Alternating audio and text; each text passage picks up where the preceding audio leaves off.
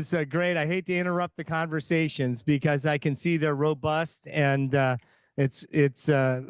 really just delighted that you're all here and engaging at the level that you are. Let's see. So we'd like to, get as many comments written down about what you've learned there. So, what you're walking away, I need a report out. Ah, delegation. Excellent. Nice. Come on up here, Courtney, and tell us what you guys discussed. Thank you.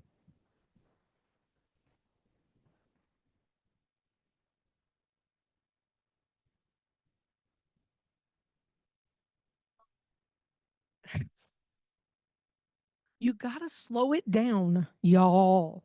Not y'all. It's too fast. We don't talk that fast. So if I say anything wrong, don't shoot the messenger. No, so as we were working through our conversation, we had a small working group, but a dedicated working group. A couple of things that we identified as you're setting up the developing and implementing place-based programs is ensuring that you have the appropriate data for the place or the intention. Sometimes that's hard to get to and not often looked at on the front end. So make sure that you have to make sure you have a coalition with the right partners included, and you have to build trust among those partners, especially non-traditional partners. And I'll from a rural place or, non-traditionally involved kind of people, sometimes people come from the outside with all the answers, and that is both offensive and annoying. So you have to kind of check yourself on that one. One of the things we identified is that sometimes funding sources, not sometimes, most of the time, especially the federal funding sources have varied missions. And we need a common set of language and shared definitions. What is DEI? What is workforce? I've asked this question a couple of times to agencies. So just a common set of definitions so that people don't have to constantly go back, because it kind of increases your risk if you don't know what the definitions are. It would be interesting if we could map the overlaps for these programs where the missions may overlap, but they need to exist in different agencies. We thought that would be an interesting addition. Some of the upsides we found, we talked to Old CC was at our group, and Old CC has done a really good job of developing deep connections with the communities that are funded. So there's a lot of trust for subrecipients or grant recipients to kind of come back and tell them bad news about things. And so you got a lot of trust there. They believe listening is key. We agree. We talked through a little bit on the, what are you doing to get more information out there? They've got listening sessions. They consulted the awardees to build out a reporting spreadsheet that they needed, which was really cool. And then the data piece, Old CC specifically referenced their spending by state annual report, which is the calculator to go to an earlier example, but the data source is usaspending.gov. So that's that piece could help small or manufacturers in general to understand where the money is and those kinds of things. Excellent. Thank you, Courtney Taylor from Mississippi. That's awesome. And she was getting at, the trust factor, right? It's and that's the tricky part of this, is finding those leaders that are already there, that have been doing the good hard work and bringing new value to what they're already doing. So let's see, we had Pete back here with a group. Who's got the mic on that? All right, Pete, excellent.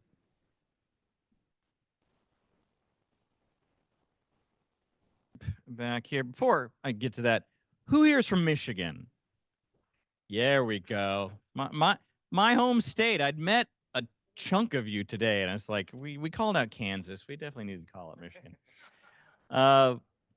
So we talked a little bit about the first question. I don't have a question in which some of the challenges of implementing, and I'll touch on that. And then my group asked me what I wanted to hear, and I'll get to that in a second. So none of this will be a surprise to any of you that are involved in this, but just more advance notice, more time to respond to what is at times overwhelming litany of information and documentation and justification that we require for all of these particular opportunities, and that's never consistent from one opportunity to another one.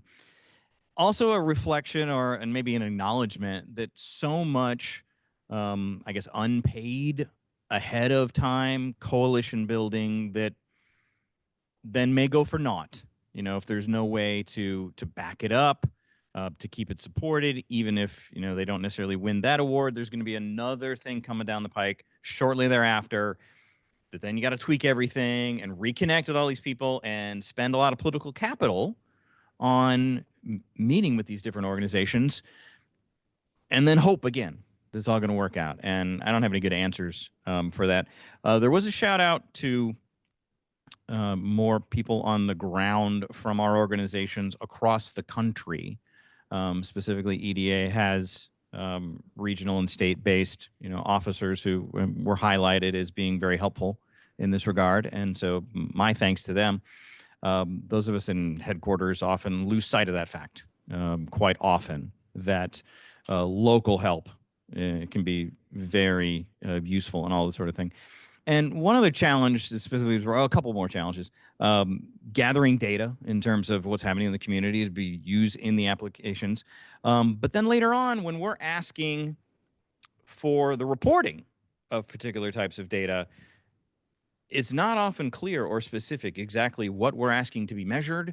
And we need to be clear in that so that they know exactly what they need to measure, and going into the application, will they actually be able to do it and meet this success metric? So yeah, we don't do a particularly good job of that.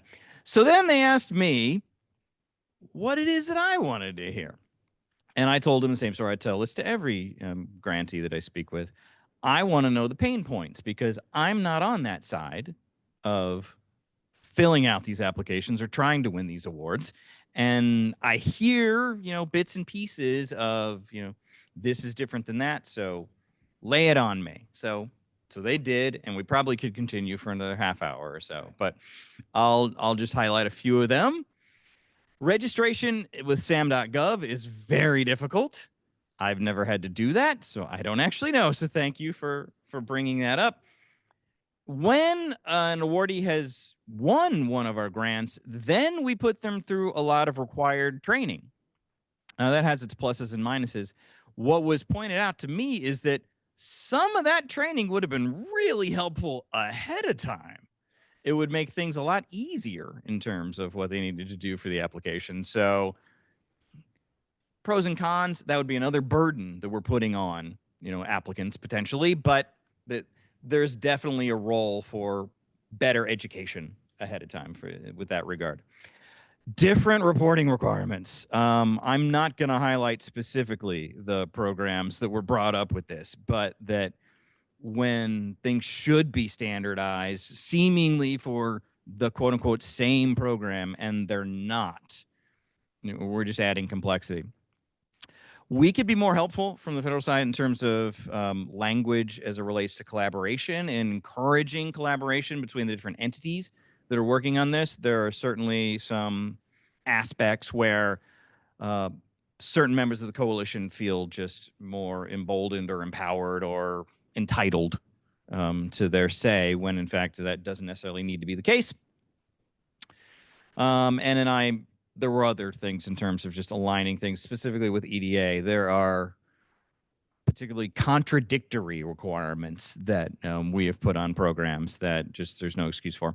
One last thing that I'll point out is we brought up, or one of the folks in the group brought up, we hadn't mentioned trade associations here at all today. And that led us down to a few minutes of the understanding, okay, well, how could they be helpful in this particular process? And we came up with a couple of different ways, but just I'll bring that up because I don't think that we've touched on that. A little ironic considering like where geographically we are right now. And then lastly, if we don't have good examples of what a sustainable coalition successful model looks like, then it's kind of hard to envision yourself doing that. And while we put a lot of reporting requirements on our grantees, towards the end, whenever the success happens, it's kind of left, catch as catch can. Either they got to do something or we'll do something. And by that point, it's years after Congress has appropriated whatever. So we need to all do a better job of showing what a sustainable and successful model of this type of work looks like so that we can encourage more of it to happen. So. Thank you, Pete. Very well. Well done. And so that covers the really well organized this half of the room. Now I'm going to turn over to the other that looked a little shakier, but we got Matt Dalby from EPA here. So thank you.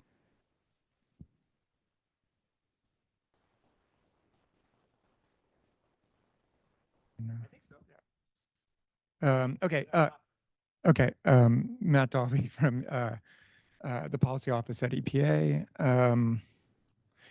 And as Kate mentioned, so she and I worked a lot on a place-based initiative, the Interagency Working Group on Coal and Power Plant Communities, and just describing to the group over here that one of the things we built was sort of a coalition of federal employees that were based in places where there's energy transition going on.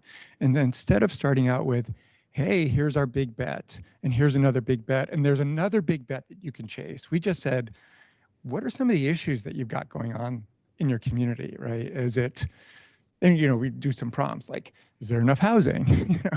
Does your Main Street work?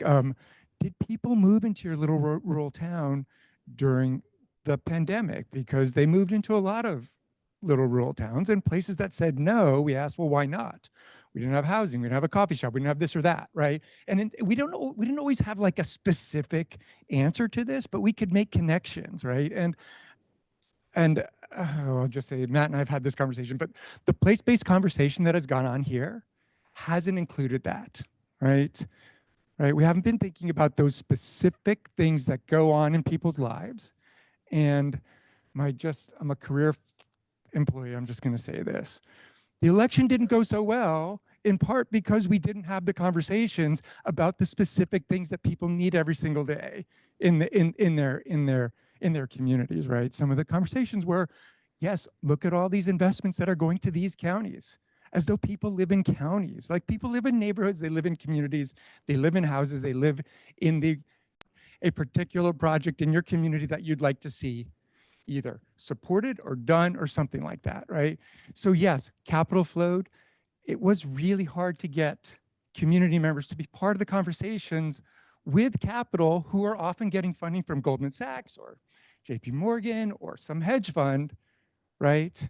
How do you, literally, if you're like the Main Street manager in Belfast, Maine, which I know something about because I talked to the Main Street manager there, how do you talk to capital that is coming in from New York to invest in some waterfront property because there's an opportunity zone or some other tax credit type of zone?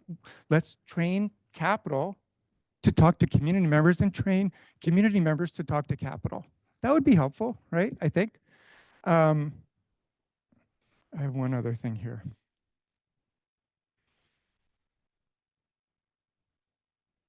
You want me to add anything else? Because I'm not going to add anything else. Good. Yep. Good. Yeah.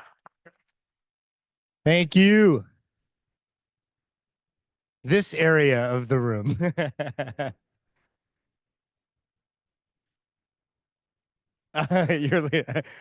All right. Back here. Nice. Nice pull.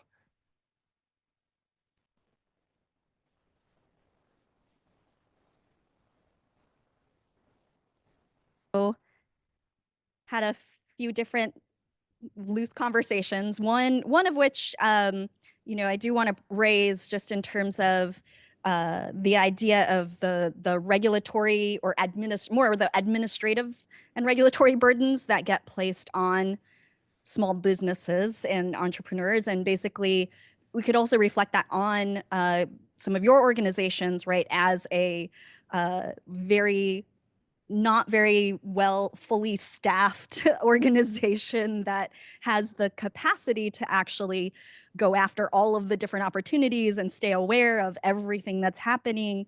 But it was just more around the idea of specifically in trying to support apprenticeships, for example, at a small business in a very specific industry. What are ways that we might be able to have multiple sources of capital, like, for example, from the state, from the federal agencies, be able to take some of the burden off to be able to then allow for a small business to take a chance on something that might be innovative, take a chance on somebody new, because there's the various restrictions or for a particular type of funding to be able to fund something like that. But it is very complex. And so, taking some of that mental load off. And then that was also the sort of my group was mostly, I think I'd say, federal agency representatives. And so there was also the discussion about why there are those challenges of us even knowing what is also happening across the different federal agencies, even within a particular federal agency or department. And depending on how large that agency or department is, we often just don't have time to look at what else is happening across the board. And then there's that same challenge of knowing at the right time of when you're in the kind of designing something that where you can benefit from the feedback that another community has received. So we didn't come up with any answers. We mostly just, unless if any of my group members want to disagree, that's okay too. Yeah, and then the one last thing was just trying to, I feel that we've been talking about, and DOE has a good example of like a visual of, let's just take one factor, right? The RDD&D continuum and the technology readiness levels, and maybe we can throw in the manufacturing readiness levels, but trying to layer that across, what are contracting mechanisms, what are granting mechanisms, what are like in-kind federal resource mechanisms that might be able to align at these different stages. And if anybody wants to do that. Well, no, it's great. Thank you, Jennifer, and the whole group. And really highlights something that we're going to be talking about tomorrow is structuring. What future structures do we need in this country, right? So to make it easy for the helpers across the federal family to work together. It's not easy on that front, and as we've heard over and over again, like you were saying, Ben, it's overwhelming. There's fatigue, right? And trying to figure out how do you weave these silos, well-intentioned silos of federal intervention, into a rational cocktail of activities on the ground, so that you can leverage them, together for collective impact. So anything else, any other group, if you've got notes, please get them to David so that we can report out, waving his hand in the back, about those outcomes. Anybody else want to report out about their, yes, Sue, please, come on up. Come on.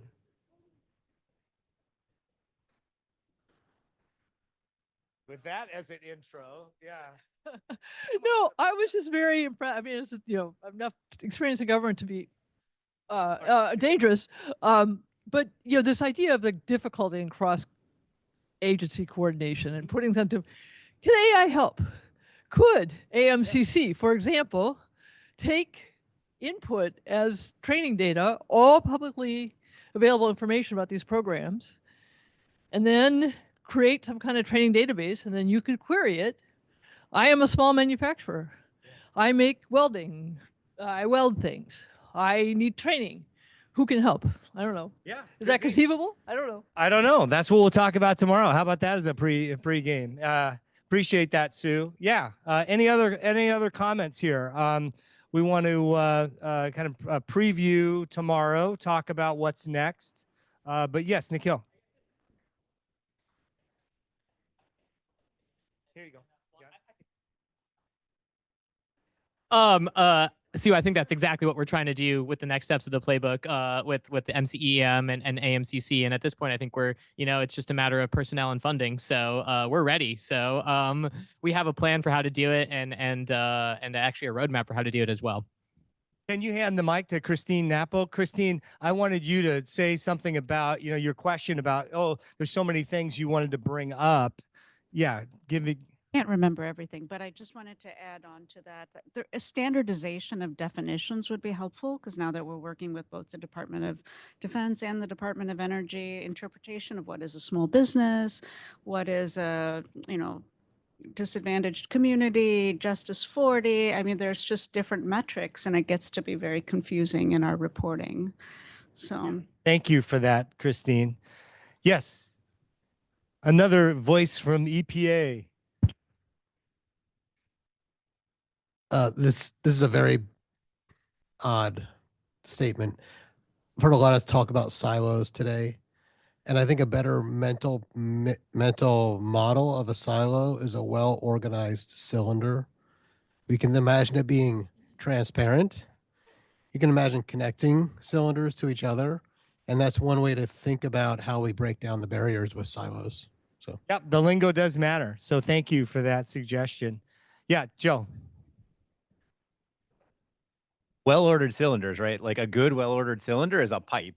So because part of the so part of the challenge of all of these issues is really like I'm not a manufacturing person, so I'm just trying to like glean the bits and pieces that fit together for me across all the conversations, and across all of it, the thing that strikes me is scaling, right? Like we have a problem scaling coordination, because first, like all this coordination is great, but I think Jennifer even said it right. There's like Dunbar's number. There's a limit to how many human-human interactions we can do. So then the other way to deal with it is like a gardener, right? Set incentives such as people naturally do things, but then that creates a recursive thing. Because if I, lay fertilizer, but another agency rakes it up again, now we're pulling in opposite directions. So we need coordination between the agencies to make sure everyone's setting the right conditions. So there's this like infinitely recursive coordination problem until you get to things like pipes. Because if you think about how water gets from the treatment plant to your house, it doesn't go through the 7-inch main like all the way to your house, right? It steps down in branches like capillary networks in your body. And so that's where I was interested in like what Zach was talking about the PIAs. That sounds to me a lot like branching of pipes. So how do we create this kind of infrastructure that can be a well-ordered cylinder to break down so that the infrastructure allows our efforts to scale and we don't have to like stretch ourselves to the human limit of talking to everybody? Totally. Michael Britt Crane from NIST, formerly of DOD. Yes. I want to shout out to your leadership when you're at DOD and now at NIST. Yeah. Thanks. Yeah, I just have to jump in here because I think that's exactly what we're doing here today. In Collective Impact, there's this concept of cascading linked collaboration. Each one of us here has our own networks that we're connected with, but we're all here together. And this is the the structure of piping from the big main line to the capillaries at the end embodied in this room. Ben.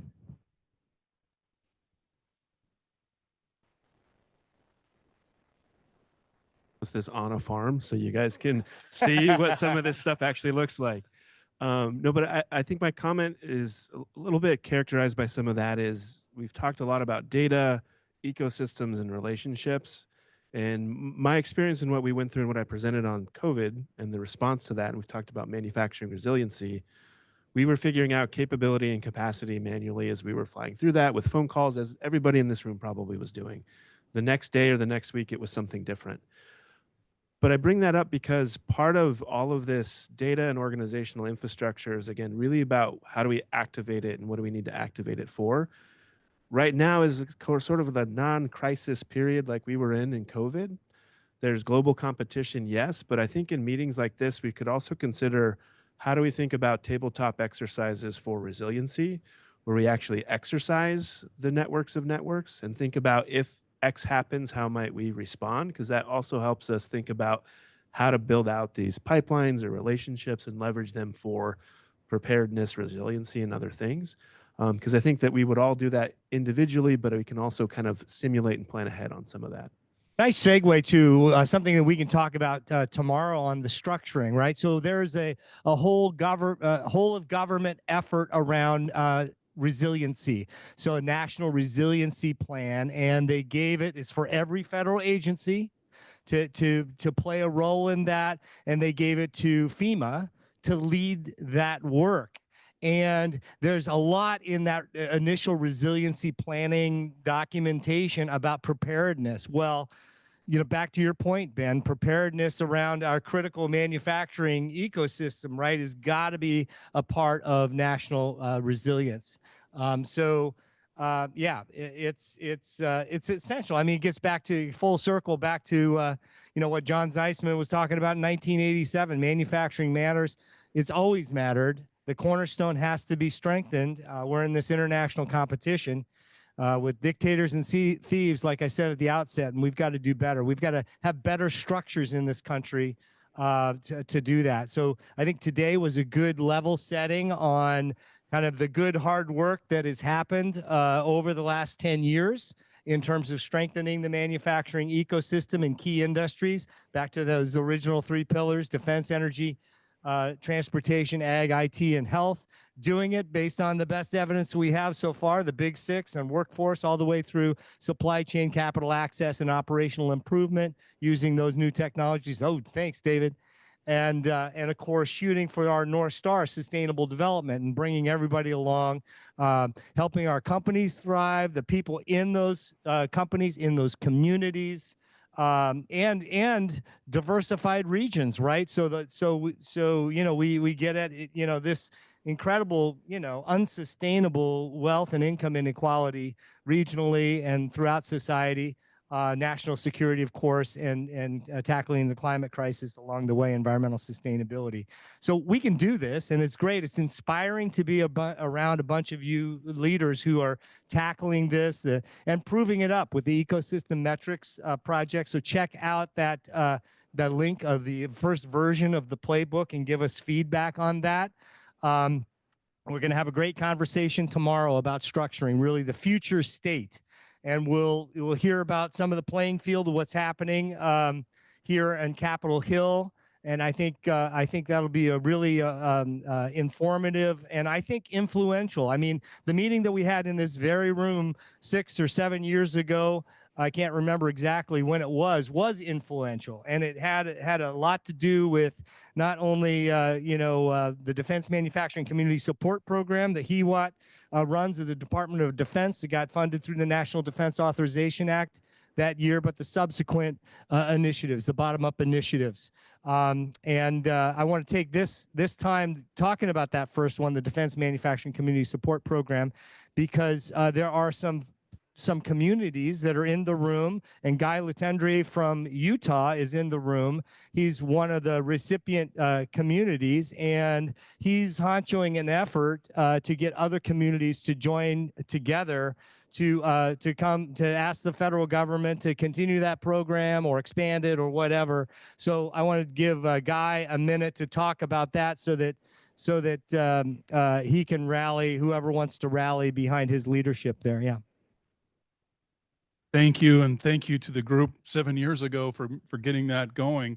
Utah was one of the first cohort members of the DMCS program, and if we had more time, I'd love to list off all the success stories that came from that. I know many of us in this room were either attempted to win a DMCSPS grant or were awarded one, and the last 2 years it wasn't refunded again. Please, before you leave today, if you're interested, make sure I have your email address, your business card, or David or Matt have your information. We'll send out a letter that will say, look at the success. It's not going to be a please approve. It's going to be look at the success of the program. And if you're approving of that letter, we'll put your name on the letter, but I'll also ask you to give me 1 or 2 great examples from your programs. Like, because of your program, you were able to do X and Y. So not all of your stuff, because it's going in with 30 or 22 other programs. But if you could give me 1 or 2 really good examples, permission to put your name on the letter, We'll route the letter out before it goes so you all see it, and we'll try to get that done in January so it's in the appropriation cycle, if not this year, for next year. Thank you. Yeah, thank you, Guy. And really underscores an important point. It came up several times around all of the good hard work that goes into these competitions. So not only just the winners and continuing those programs, but also those that put together applications that are very promising and they don't get selected for federal funding. What happens to those? I think it was the Build Back Better Regional Challenge had something like 500 consortia that were put together that made those applications. That's a lot of human energy, right? Put together. And then you could say the same thing across the Tech Hub program or the, fill in the blank, the NSF Engines program, right? And, so with each of you, like Joda, I'm thinking about the engines. How many of those good, that didn't make the cut for whatever criteria region, we want to nudge them somewhere else, right? So that we can benefit what Michael Crane is talking about, that collective impact that's already generated, right? There's already a nugget of work there. So yeah, Jennifer. Yeah. Oh, just to actually to follow on Guy's point about the success stories, just for any awardees, that is something. Two things we'd love to hear from you are the success story, your success stories, so that then we can tell the success stories in a portfolio sense when we need to. And then I forgot what the second thing was. So, oh, actually, it is in that challenge of even we are siloed within the federal government. Sometimes it's useful then for you to tell the stories as an awardee of what other funding opportunities you're going after and how you see it fitting for your own work, because then that will, for example, help me say like, oh, I didn't even know that how I was working on this. I will reach out to her or the program manager to program manager side. All right. Anything else before we wrap up? I want to, we're good here. All right. So